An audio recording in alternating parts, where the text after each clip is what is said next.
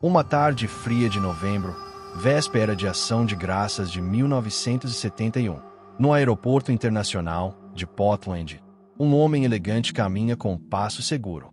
Ninguém imagina que, em poucos minutos, ele vai entrar para a história como o autor do sequestro aéreo mais enigmático dos Estados Unidos.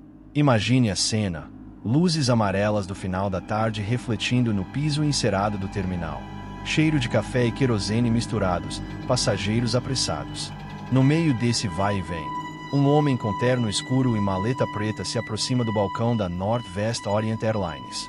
Ele compra uma passagem simples, Portland para Seattle, um voo rápido de apenas 30 minutos. Nome informado: Dan Cooper. Nada de bagagem despachada, apenas a maleta. Um detalhe comum, mas que logo se tornaria parte de um dos maiores mistérios criminais do século. A entrada no Boeing 727. Às 14h30, Cooper ocupa o assento 18C do Boeing 727. Ele pede um uísque com refrigerante, acende um cigarro, observa o movimento da cabine. Testemunhas depois lembrariam de um homem na casa dos 40 anos, altura média, expressão calma, camisa branca impecável, gravata preta com alfinete de madreperola. Nada fora do normal, exceto talvez a confiança silenciosa que emanava. Minutos após a decolagem, ele passa um bilhete à comissária Florence Schaffner. Ela, acostumada a galanteios de executivos solitários, guarda o papel sem olhar. Mas Cooper se inclina e sussurra, voz firme, sem emoção: senhorita, é melhor você ler. Eu tenho uma bomba. No bilhete, escrito em letras maiúsculas, a mensagem direta: tenho uma bomba na maleta. Vou usá-la, se necessário. Sente-se ao meu lado. Você está sendo sequestrada. Quando Florence se senta, ele abre discretamente a maleta. O que ela vê é suficiente para gelar o sangue. 8 cilindros vermelhos, fios vermelhos, uma grande bateria. Se era real ou não, ninguém quis descobrir. As exigências. Com voz baixa, Cooper apresenta a lista: $200 mil em dinheiro americano, 4 paraquedas, um caminhão de combustível esperando em Seattle. Nenhum pânico, nenhuma pressa. Ele fala como quem já ensaiou cada palavra. Enquanto isso, o piloto William Scott informa o controle de tráfego. Autoridades federais entram em alerta. O FBI é acionado. Para os passageiros, a tripulação inventa pequena dificuldade mecânica. Precisamos circular um pouco. O avião passa a sobrevoar a região de Seattle em círculos por quase 2 horas, enquanto o resgate é preparado. Curiosamente, Cooper demonstra conhecer a geografia local. Ao olhar pela janela, comenta: parece Tacoma lá embaixo.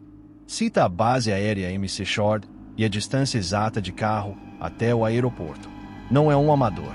Ele permanece calmo, educado. Chega a pagar pelo segundo uísque que pede. Insiste para a comissária ficar com o troco. Nada de discursos políticos, nada de raiva. Um sequestrador que conversa com tranquilidade, como se estivesse participando de um jogo planejado. Entrega do dinheiro. Às 17h39, o Boeing pousa em Seattle. Área isolada, luzes da cabine apagadas para evitar atiradores. Um funcionário da companhia aérea, sem uniforme, leva até a escada traseira uma mochila com as 10 mil notas de $20, cuidadosamente fotografadas pelo FBI, e 4 paraquedas civis. Cooper confere tudo. Em seguida, libera os 36 passageiros e 2 comissárias. Permanece a bordo apenas a tripulação essencial. Ele então traça seu plano: voar em direção ao leste, altitude baixa, velocidade mínima, trem de pouso abaixado, cabine despressurizada. Solicita que a escada traseira permaneça estendida. O copiloto explica que será necessário reabastecer em Reno, Nevada. Cooper concorda. Durante o reabastecimento, mostra leve impaciência com atrasos, mas não perde o controle. Recusa a entrada de um representante da FAA que queria conversar.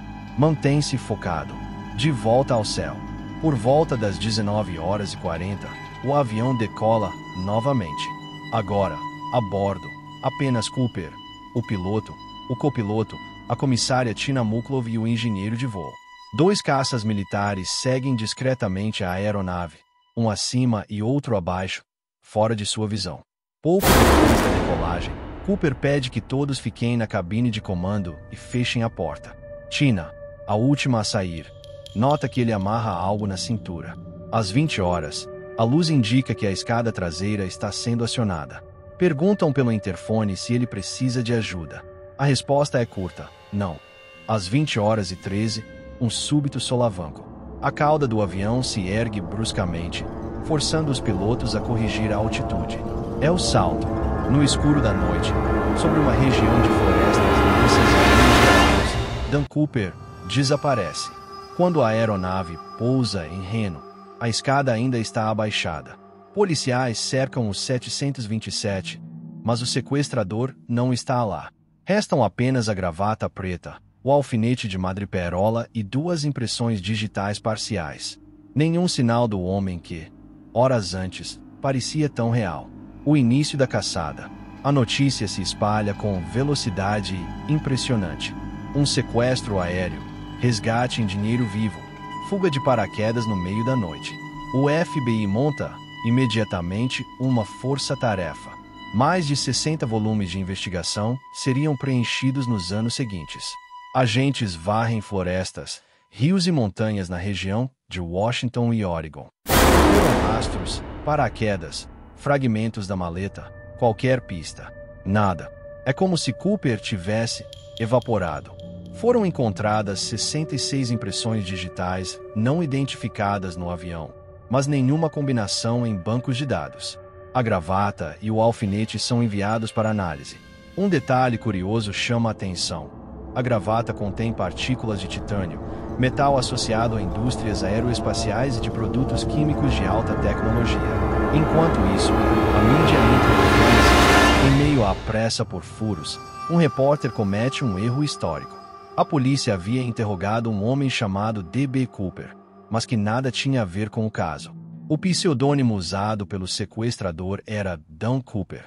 Por engano, a imprensa começa a usar D.B. Cooper. O nome pega, e assim nasce a lenda. A investigação ganha corpo. Com a imprensa repetindo o nome errado, D.B. Cooper rapidamente vira manchete nacional. Enquanto jornais e TVs alimentam a curiosidade do público, o FBI mergulha numa das buscas mais longas de sua história. Agentes rastreiam cada bilhete de avião comprado naquele dia em Portland. Entrevistam funcionários do aeroporto, checam registros de hotéis e aluguéis de carros. Nada concreto. A descrição do homem é vaga. 40 e poucos anos, altura média, cabelo escuro levemente ondulado. Nada que não se encaixe em milhares de americanos. O dinheiro do resgate é cuidadosamente catalogado, cada nota microfilmada. Ideia do FBI. Se Cooper ou um cúmplice tentar gastar, os números de série vão denunciar. Por anos, agentes percorrem bancos, cassinos, casas de câmbio. Nenhuma das notas aparece. É como se $200 mil tivessem se dissolvido no terreno do salto. A principal pergunta: onde ele caiu? O avião seguia em rota para o México, mas voava baixo e devagar. Especialistas calculam que o salto ocorreu em algum ponto a noroeste de Portland, possivelmente sobre a floresta densa perto do rio Lewis, no estado de Washington. Mas a noite estava escura, a chuva caía em rajadas e os ventos mudavam constantemente. Sem GPS, a tripulação só podia estimar. Equipes de busca vasculham hectares de mata fechada, rios gelados, encostas traiçoeiras. Nada. Nem paraquedas, nem roupas, nem a maleta. Para muitos investigadores, a explicação era simples. Cooper não sobreviveu ao salto. A altitude era baixa, mas as condições eram brutais. Frio intenso, vento cortante, terreno perigoso. E mesmo um paraquedista experiente teria dificuldade para pousar em segurança. Mas e se ele sobreviveu? Outros discordam. A calma de Cooper, seu conhecimento da área, a escolha cuidadosa de paraquedas civis em vez dos militares inicialmente oferecidos, tudo indicava planejamento. Talvez ele tivesse experiência em paraquedismo, talvez tivesse cúmplices em terra.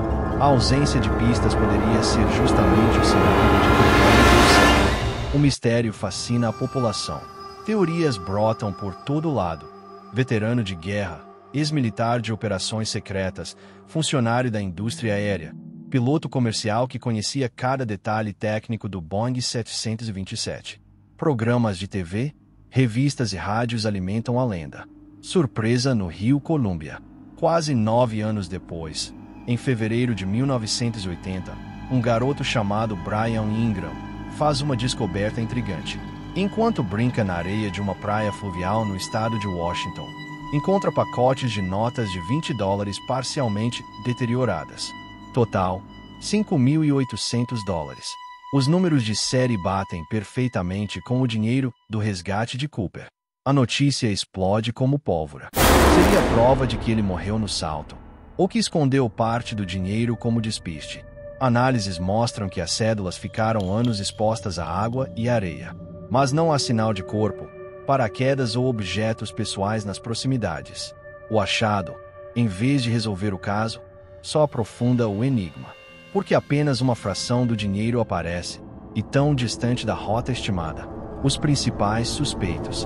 Com o tempo, dezenas de nomes surgem. Um dos mais comentados é Richard McCoy Jr., veterano do Vietnã e paraquedista habilidoso. Em abril de 1972, poucos meses após o sequestro do 727 da Northwest, McCoy realiza um crime quase idêntico. Ele sequestra um Boeing 727 da United Airlines, exige paraquedas e dinheiro, e salta do avião, também pela escada traseira. Quando preso, carrega o dinheiro do resgate.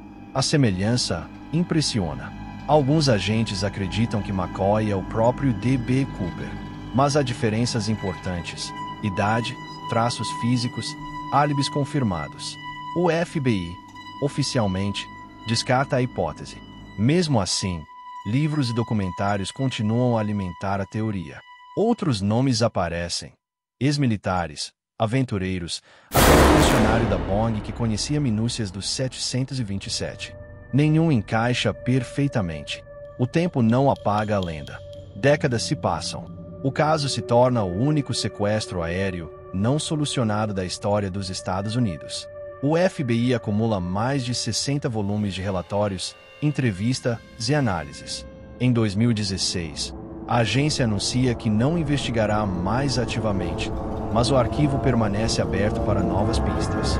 Mesmo hoje, o nome D.B. Cooper. Cada detalhe do crime, da maleta misteriosa à gravata com partículas de titânio, alimenta debates. Sites, fóruns e podcasts reconstruem teorias, de planos meticulosamente militares a explicações sobrenaturais. Para alguns, Cooper morreu na noite do salto, vítima do frio e da escuridão. Para outros, ele viveu por décadas em silêncio, talvez rindo cada vez que via seu nome surgir nas manchetes. Novas pistas, velhos mistérios. Quase meio século depois do salto no escuro, o caso D.B. Cooper continua vivo. Em 2016, o FBI anunciou oficialmente que não investigaria mais de forma ativa, mas deixou claro que qualquer evidência nova seria analisada. Essa porta entreaberta mantém o público em permanente expectativa. Especialistas independentes, pesquisadores amadores e ex-agentes do FBI seguem revisitando cada detalhe.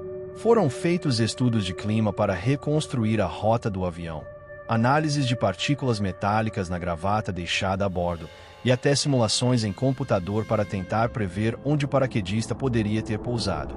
Nada conclusivo. O DNA na gravata. Em 2001, cientistas tentaram extrair DNA da gravata do avião. As amostras eram parciais e misturadas, provavelmente resultado do manuseio por várias pessoas durante anos. Mesmo assim, serviram como base para comparações com suspeitos ao longo do tempo. Nenhuma coincidência definitiva surgiu. As partículas de titânio encontradas na gravata intrigam até hoje.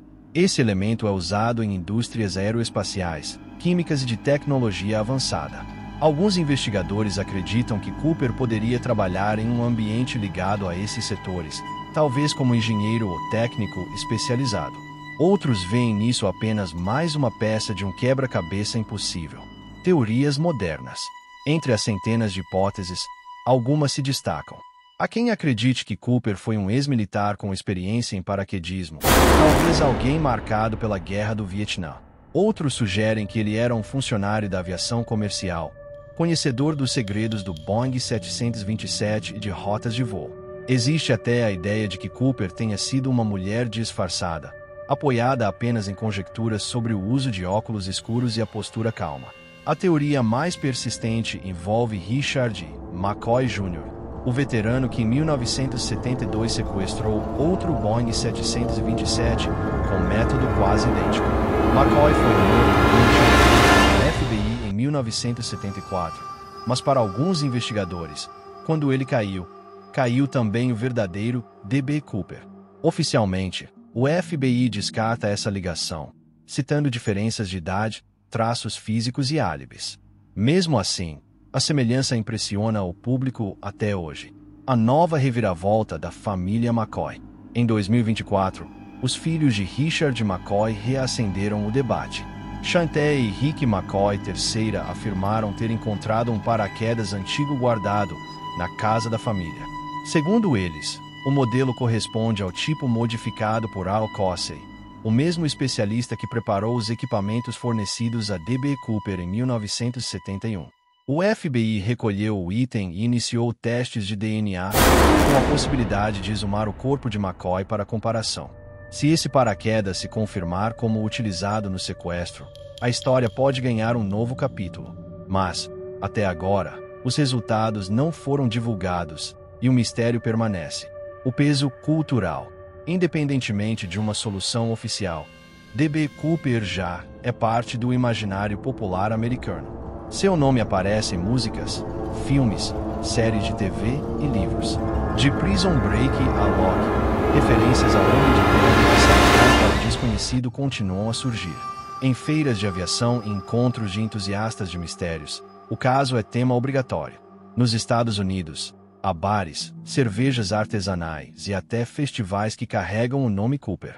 Para muitos, ele se tornou um anti-herói, símbolo de audácia e liberdade. Alguém que desafiou o sistema e desapareceu sem deixar rastros. O fascínio eterno. Porque esse caso, entre tantos outros, continua a nos intrigar. Talvez pela ousadia quase cinematográfica. Talvez porque adoramos pensar que alguém conseguiu enganar o governo e desaparecer para sempre. Ou porque, em algum lugar, pode existir um ancião sorridente, guardando o segredo de uma noite chuvosa em 1971. O FBI mantém o arquivo aberto, com mais de 60 volumes de relatórios. A cada poucos anos, uma nova pista surge, reacendendo as esperanças. Mas a verdade, até agora, escapa como vento gelado sobre as montanhas do Noroeste. Quase 50 anos depois, as perguntas continuam. Quem era Dan ou D.B. Cooper? Sobreviveu ao salto ou jaz em alguma ravina esquecida? Alguém, em algum lugar, sabe a resposta. Até que essa pessoa fale, o caso seguirá como o único sequestro sem solução da história americana. Um mistério que desafia gerações.